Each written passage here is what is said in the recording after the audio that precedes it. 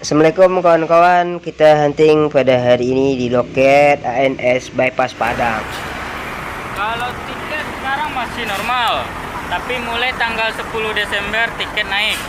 Tiket naik lagi, alasannya? Naik lagi.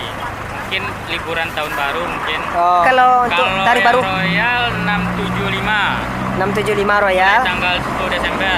Ya. Kalau yang eksekutif 590 ke Jakarta.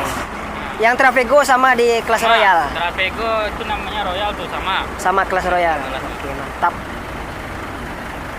Oke, sukses lah buat Bang Yondi ini bagian bypass.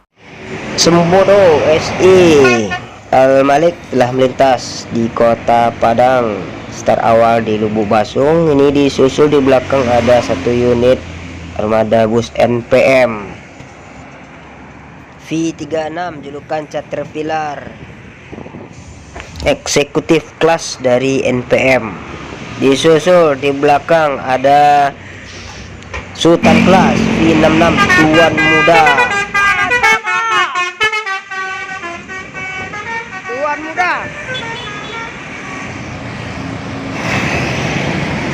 NPM ketiga, eksekutif kelas menuju Jakarta.